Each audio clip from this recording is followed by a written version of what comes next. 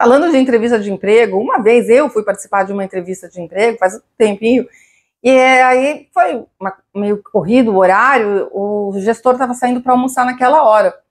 Eu não tinha almoçado, porque era um horário meio de almoço, para mim era 1 hora da tarde, um horário que incomodava um pouco o meu almoço, então eu preferia almoçar depois.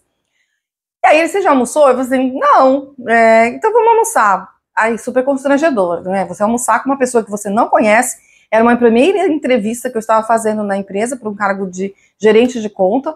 E aí, qual é o comportamento que você faz, né, na entrevista? Mas ok, tudo bem. Aí chegou o prato e era um filé com fritas, né, que é tradição, né, coisa básica, não tem erro de não gostar da comida. E aí eu lembro muito bem que chegou o filé e eu já peguei o sal e coloquei na batatinha automaticamente. E aí ele falou, você já veio aqui? Eu falei assim, não, não vim. Aí ele, e por que você tá colocando sal na batatinha? Assim, porque nenhum restaurante coloca sal na batatinha.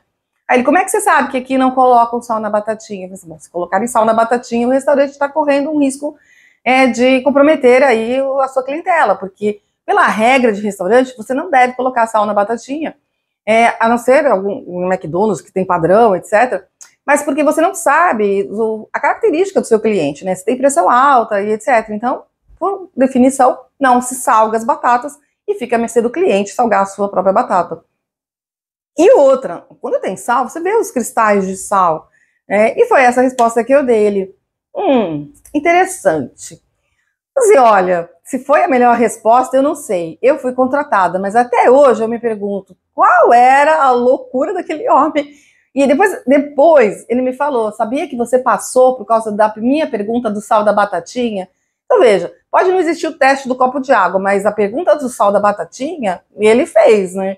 E ele queria saber qual eram os meus argumentos para eu ter colocado sal. Não importava se eu tivesse colocado ou não tivesse, mas ele queria analisar a minha argumentação. É cada mania que a gente vê. Mas veja, ele não era um profissional de seleção, ele não era um profissional de RH. Então eu faço aí, eu dou um desconto, né, quanto a isso, porque não tem técnica, ele vai conversar, e foi realmente uma conversa bastante informal. Mas é cada pergunta que a gente já recebeu, e eu tenho outras bem engraçadas.